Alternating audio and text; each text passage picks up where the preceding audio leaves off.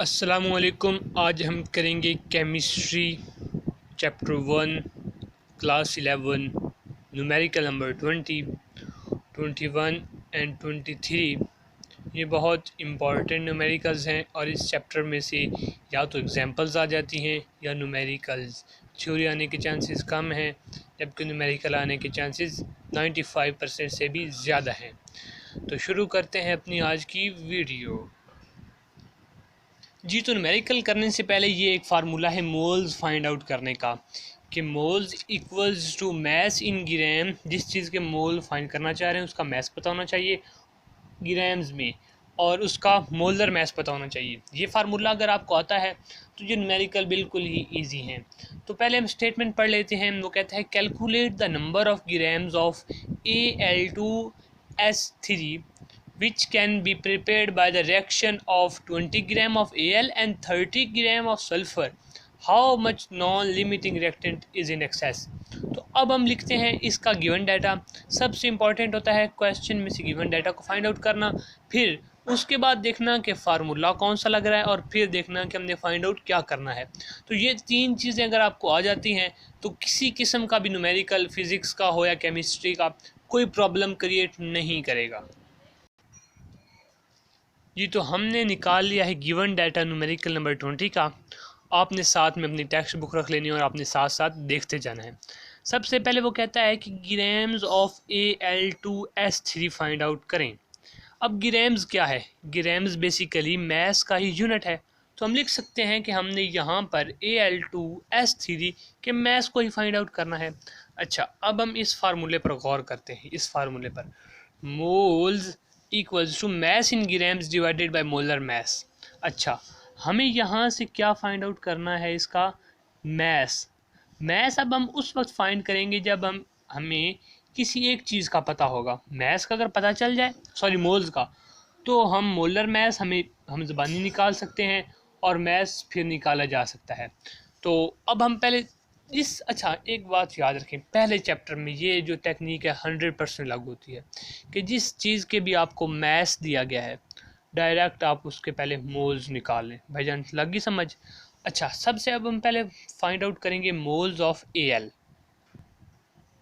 हाँ जी, अब हम फाइंड करेंगे मोल्स ऑफ Al। तो फार्मूला क्या होगा? वही ऊपर वाला कि mess divided by molar mess. अब जो मोलर मैस होते हैं ये होते हैं फिक्स। ये आपको पीरियोडिक टेबल में से भी अवेल हो जाएंगे, या फिर मैं आपको इस वीडियो के एंड पर जो ज़्यादातर यूज़ होते हैं वो मैं आपको अलग से बता दूंगा। तो मोलर मैस ऑफ Al है हमारे पास 27, वो हमने लिख लिया। अब हम mess divided by molar mess करके मोल्स ऑफ Al निकाल लेंगे। तो कैसे करेंगे? मोल्स ऑफ Al, सबसे पहले देखें कि हमारे पास मैस ऑफ Al कितना है, वो है 20 ग्राम। तो 20 grams divided by molar mess होता है Al का 27, जो कि फिक्स है, जो कि आपको ज़बानी याद करना है। तो इसको जब हम डिवाइड कराएंगे 20 को 27 पर, जी, तो अब ये आंसर आ जाता है 0.74। तो जस्ट हम यहाँ पर लिख देते हैं कि इसके मोल्स आ गए 0.74। जिस तरह से हमने मोल्स फाइंड किए हैं यहाँ पर Al के, ये मेथड लगा कि mess divided by molar mess, इसी तरह से अब हम फाइंड करेंगे मैस दिया गया सल्फ़र का, तो इसी तरह से अब हम सल्फ़र के भी मोल्स फाइंड आउट करेंगे। ये तो हमने लिख लिया है कि मोल्स ऑफ सल्फ़र ये इक्वल होगा mass of sulphur divided by M से मोलर, एम से मैस। तो मैंने एम थोड़ा एब्रीविएशन के लिए ऐसा लिख दिया। और हम जानते हैं कि जो मोलर मैस है सल्फ़र का वो होता है 32। अब हमें मैस सवाल के अंदर बता दिया गया है, तो वो मैस ऑफ सल्फ़र कितना है हमारे पास? 30 ग्राम। तो यहाँ पर मैस की वैल्यू पुट करेंगे 30 ग्राम्स और डिवाइडेड कर देंगे मोलर मैस से, जो कि है 32। अब हम जब 30 को 32 से डिवाइड कराएंगे तो हमारे पास मोल्स ऑफ सल्फ़र आ जाएंगे। इसमें 30 डिवाइडेड बाय 32 तो 0.9375, ये हमारे पास मोल्स ऑफ सल्फ़र आ गए 0.9375। अच्छा, अब हमने मोल्स फाइंड किए हैं Al के और S के, और हमें तो चाहिए क्या? मैस चाहिए। किसका? हमें मैस चाहिए दरअसल Al2S3 का। इसके लिए एक इक्वेशन है, बैलेंस्ड इक्वेशन, उसके थ्रू आपने कंपैरिजन करना है। अब आपने इस बात को गौर से समझना है। जी, तो ये हमारे पास एक बैलेंस्ड केमिकल इक्वेशन बनती है। ये आपने थोड़ी सी रट्टे लगा लेना या इसको आप यहाँ से देख के क्वेश्चन के आगे लिख लें कि इसमें ये बैलेंस केमिकल इक्वेशन यूज़ होनी है। अच्छा, अब हमने क्या करना है कि जिसके मोल्स हमें पता है, अब देखिए हमें Al के मोल्स भी पता हैं, वो हमने निकाल लिए, हमें S के भी मोल्स पता है, हमें चाहिए क्या, मैस इसका। तो इसका मेथड ये है कि जिसके मोल आपको पता हो उसको आपने कहाँ लिख लेना है, लेफ़्ट हैंड साइड पे। जिसकी लेफ़्ट हैंड साइड बनती है तो यहाँ पे जिसके मोल पता है इसके साथ भी कंपैरिजन करना है, इसके साथ भी। पहले आप इसके साथ कर लें, Al2S3। अच्छा, यहाँ पर ये 2 मोल्स हैं, यहाँ पर कितने हैं, 1, जिसके साथ कुछ ना वहाँ पे 1 होता है। अच्छा, ये 2 है तो ये 1 है। अब देखिए ये 1 है, ये 2 का क्या है, हाफ है ना, 1 + 1 2 होता है ना, तो ये क्या इसका हाफ है। अगर Al के मोल्स हो जाएं जो कि हमने निकाले 0.74, तो 0.74 Al के मोल हों तो Al2S3 के मोल कितने होंगे। अब देखिए ना, अगर यहाँ पर 2 मोल हैं तो ये 1 है, 1 मोल है, और अगर ये मोल हो जाए 0.74 तो इसका हाफ होगा ना, 2 का हाफ 1, तो इसका भी अल्टीमेटली क्या होगा, हाफ। तो हम डिवाइड करा देंगे 0.74 को 2 से, तो ये हमारे पास मोल्स आ जाएंगे जो प्रोड्यूस कर रहा है Al। 0.74 डिवाइडेड बाय 2, तो ये आता है 0.37 मोल्स। यही प्रोसीजर आपने करना है। अब हमने कंपैरिजन करवा लिया Al का Al2S3 के साथ, ये हमारे पास मोल्स आ गए। अब हम इसी तरीके से इस इक्वेशन में कंपैरिजन कराएंगे S का Al2S3 के साथ, तो फिर इस तरह से हमारे पास मोल आएंगे जी। तो ये इक्वेशन हमने लिख ली कि 2Al + 3S = Al2S3, ये मैंने उसे उठा के आगे लिख लिया। अब Al के तो हमने कंपैरिजन करके मोल निकाल लिए, अब किसकी बारी, सल्फ़र की। जिसके मोल पता है वो सल्फ़र है ना, तो हमने उसको इधर लिख लिया, जिसको फाइंड आउट करने वो इधर लिख लिया।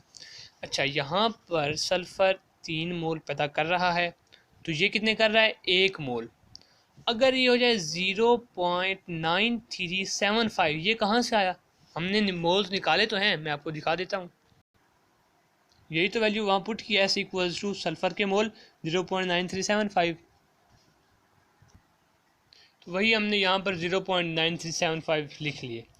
यहाँ पर 3 पैदा हो रहे हैं और यहाँ पर 1। यहाँ पर अगर इतने मोल्स पैदा हों तो ये कितने पैदा करेगा, तो इसका 0.9375 डिवाइडेड बाय 3। क्यों डिवाइड करेंगे, क्योंकि ये जो 1 है ये 3 टाइम्स ग्रेटर है इससे, ठीक है ना, ठीक है। तो अब हम इसको डिवाइड कराएंगे 0.9375 को 0.9375 डिवाइडेड बाय 3, तो 0.3125। अब हमने मोल्स निकाल लिए जो कि प्रोड्यूस सल्फ़र भी कर रहा है और Al भी पैदा कर रहा है, ये हमने मोल्स निकाल लिए। अच्छा, क्वेश्चन में वो हमें कहता है कि हमने Al2S3 के मोल निकालने हैं, लेकिन जो कि लिमिटिंग है, जो हमारे पास आंसर छोटा आया है ना, हमने उसके थ्रू सल्फ़र के मोल निकालने हैं। ये मैंने लिख लिया है कि जो मोल Al ने पैदा किए वो इतने हैं, जो सल्फ़र ने पैदा किए वो इतने हैं।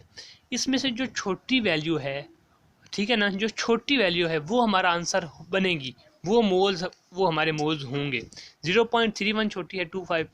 अच्छा, ये हमारे पास मोल्स आ गए। हमें क्या फाइंड करना है, अभी याद रखें, हम फाइंड कर रहे हैं मैस ऑफ Al2S3। तो मोल्स हमें पता चल गया कि इसके ऑफ Al2S3 के जो छोटे होते हैं वही उसके मोल होते हैं, जो ज़्यादा वैल्यू है वो उसके मोल नहीं, हमने ये आपने याद रखना है। तो 0.3125 मोल्स इतने आ गए। मैस हमें चाहिए, मैस हमें फाइंड आउट करना है, वही मोलर मैस। अच्छा, हम मैस फाइंड आउट करना है, इसके लिए भी हमें मोलर मैस चाहिए। वो कैसे, अब देखिए मोलर मैस कैसे फाइंड करना है। Al का मोलर मैस होता है 27, ठीक है, और ये हैं कितने, 2, तो मल्टीप्लाई 2 से कर देंगे। यहाँ से नीचे हम कर रहे हैं ना, 27 मल्टीप्लाई बाई 2, और सल्फ़र की जो होते हैं ना वो होता है 32। इनको ऐड करना है, दरमियान में साइन प्लस का, और जो साथ होगी उसको करना है मल्टीप्लाई। अच्छा, अब देखते हैं, सल्फ़र होता है 32, ये प्लस मल्टीप्लाई बाई यहाँ पर एक छोटा सा 3, तो मल्टीप्लाई कर देंगे 3 से। तो जब हम इनको सॉल्व करवाएंगे तो आंसर आता है 150। तो ये हमारे पास मोलर मैस आ गया Al2S3 का। हमने अब मोलर मैस निकाल लिया। बेसिकली हमें क्या चाहिए था, मैस। अच्छा, हमने मैस कैसे निकालना है, अब आप मोल्स का फार्मूला जेन में लाएं। मोल्स हमारे पास होते हैं mess divided by molar mess, mm लिख दिया शॉर्ट फॉर्म में। अच्छा, अगर हमें यहाँ पे मोल्स ऑफ पता चल गए, moles of Al2S3, molar mass का भी पता चल गया। अगर हम मैस निकालना चाहें तो आ सकता है, बिल्कुल आ सकता है। वो कैसे, मैस इक्वल टू हो जाएगा, ये मोल तो पहले मल्टीप्लाई हो रहे हैं, ठीक है, यहीं पर है, ये मोलर मैस डिवाइड हो रहा है, इधर क्या हो जाएगा, मल्टीप्लाई। तो हम लिख सकते हैं mass equals to moles multiply by molar mass. अच्छा, मोल्स हमने कितने निकाले इसके, 0.3125 मल्टीप्लाई बाय मोलर मैस 150। जब हम इनको मल्टीप्लाई कराएंगे 150 मल्टीप्लाई बाय 0.3125 तो 46.87 ये हमारे पास क्या आ गया, मैस आ गया, किसका, Al2S3 का। अब हमने पहला पार्ट कर लिया, ठीक है, हमने मैस निकाल लिया Al2S3 का। अब हमने फाइंड आउट करना है कि हमारे पास अगर हमने Al के 0.47 मोल लिए तो इसमें से कितने रिएक्शन में हिस्सा ले रहे हैं और कितने हिस्सा नहीं ले रहे हैं। अब हमने ये फाइंड आउट करना है। जब हमें फाइंड आउट करना हो कि कितना पार्ट रिएक्शन में हिस्सा ले रहा है तो हमें रिएक्टेंट्स का कंपैरिजन करवाना होता है। यहाँ पर S और Al रिएक्टेंट्स हैं, ये देखिए, लेकिन यहाँ पर पहले Al लिखा हुआ है, यहाँ पर S बाद में लिखा हुआ है। यहाँ पर मैंने S को पहले लिखा है, Al को बाद में लिखा है। उसकी रीज़न ये है, देखिए हमने यहाँ पर S को यूज़ किया ना, हमने ये जो S के मोल निकाले उसको आगे प्रोसेस में यूज़ किया, इसलिए यहाँ पर भी हमने S को ये समझना है कि हमारे पास S के मोल्स पता हैं और हमने Al के निकालने हैं इस तरीके से। तो ये देखें, यहाँ पर आ जाएगा 3 मोल्स S पैदा कर रहा है, तो इसके मुकाबले में जो Al है वो 2 पैदा कर रहा है। अगर हमारे पास सल्फ़र के कितने मोल हो जाएं, 0.9375 जो हमने निकाले हैं 9375, तो ये मोल कितने पैदा करेगा। अच्छा, यहाँ पर जो 2 है इसको ऐसे ही रहने दें, ये 3 है, ये ज़रब हो रहा है, ऐसा करें आप 2/3 कर दें और यही वैल्यू को उठा के इधर रख दें। ये सादा सा आपको कुलिया बता रहा हूँ, इसके लिए बस यही है कि ये 2 पहले है, इसको 2 लिख लें, यहाँ पर ये जो 3 है इसको यहाँ पर डिवाइड कर दें, इसको डायरेक्ट उठाकर यहाँ पर रख दें, तो मल्टीप्लाई बाय 0.9375। अच्छा, अब हमारे पास ये वो आंसर आएगा, मोल Al के वो मोल आएंगे जिन्होंने रिएक्शन में हिस्सा लिया। अब अपने बात को समझना है, 2 डिवाइडेड बाय 3 मल्टीप्लाई बाय 0.9375 तो 0.625 मोल्स, ये वो मोल्स हमारे पास आ गए हैं। ये जो हमारे पास मोल्स आए हैं Al के, ये वो मोल्स हैं जिन्होंने रिएक्शन में हिस्सा लिया, ठीक है, हमने फाइंड करने हैं। अच्छा, 1 मिनट, मुझे एक बात बताएं कि ये लाइन है, ठीक है, यहाँ तक इसका फासला है 2 सेंटीमीटर, टोटल इसकी लेंथ है 5 सेंटीमीटर, ठीक है, यहाँ तक इसका फासला है 2 सेंटीमीटर। आप मुझे ये बताएं कि ये जो बाकी लाइन का कितना फासला होगा, या समझ लें कि ये 2 सेंटीमीटर वो लाइन है जिसने रिएक्शन में हिस्सा लिया और टोटल इसकी कितनी है 5 सेंटीमीटर। हमें ये पता करना है कि इसकी रिमेनिंग ये लेंथ कितनी है, तो हम कैसे फाइंड आउट करेंगे, 5 टोटल माइनस जो रिएक्शन में हिस्सा ले रही है तो 3। ये हमने प्रोसीजर किया ना कि हमने 5 में से 2 को माइनस किया तो हमारे पास 3 आ गया, और ये 3 दरअसल वो है जो हिस्सा नहीं ले रहा। अब यहाँ पर हमारे पास ये 0.625 मोल हिस्सा ले रहे हैं, और हमने याद है आपको हमने पीछे कितने मोल निकाले हैं, जो हमने मोल्स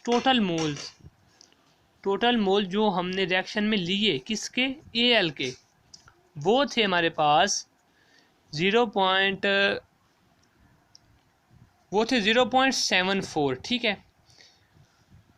ये वो मोल्स हैं जिन्होंने रिएक्शन में हिस्सा लिया, ये हैं टोटल मोल। हमें चाहिए जिन्होंने बाकी जो मोल रह गए। अब इनको क्या करेंगे, माइनस कर देंगे, माइनस 0.625। अब हम इन दोनों को सब्ट्रैक्ट करवाते हैं। 0.74 सब्ट्रैक्टेड बाय 0.625, तो ये आ रहा है 0.1115। 0.115 ये वो मोल्स हैं जिन्होंने रिएक्शन में हिस्सा नहीं लिया, जो कि एक्सेस हैं। अच्छा, हम अगर गौर करें तो हमें चाहिए हाउ मच। मच का क्या मतलब, मैस, हमें मोल्स नहीं चाहिए। अब देखिए हमारे पास मोल्स आ गए हैं, अब हमें चाहिए क्या, मैस। हम मोलर मैस फाइंड आउट कर सकते हैं। मोलर मैस निकालने के बाद हम इस वैल्यूज़ फार्मूले में वैल्यूज़ पुट करेंगे तो हमारे पास आंसर आ जाएगा। जी, हमने यहाँ पर मोल्स निकाल लिए। मोलर मैस हम जानते हैं एल का 27 है। मैस हमें चाहिए, फार्मूला क्या है, moles equals to mass divided by molar mass. हमें चाहिए मैस, ये दोनों हमें पता है। मैस को इधर रहने दें, इसको उठाकर उधर ले जाएंगे तो क्या बनेगा, mass will be equal to moles multiply by molar mess.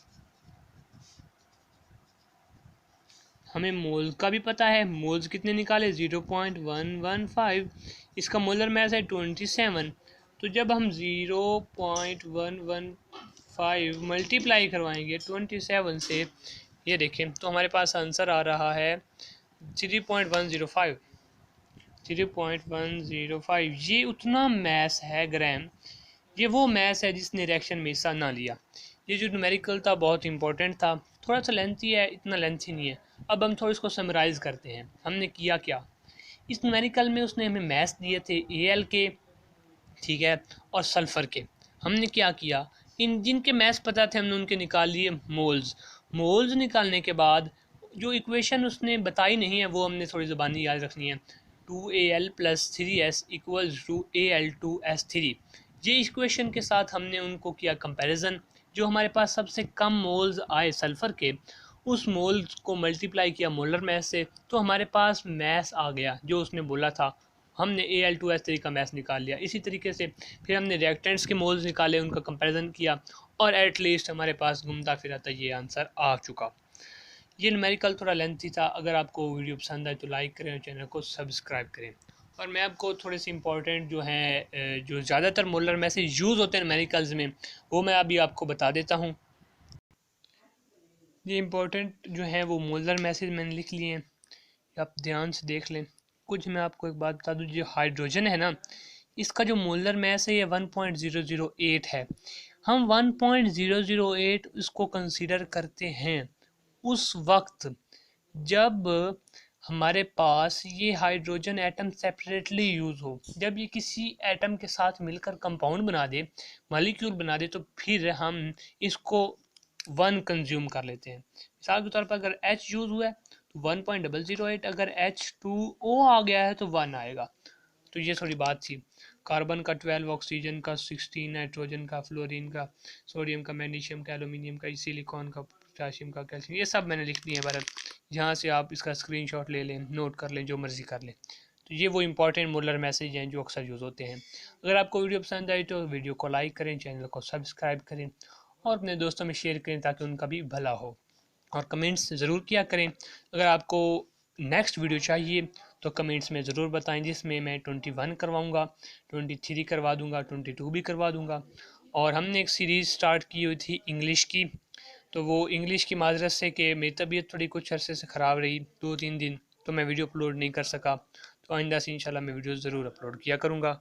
Thanks for watching.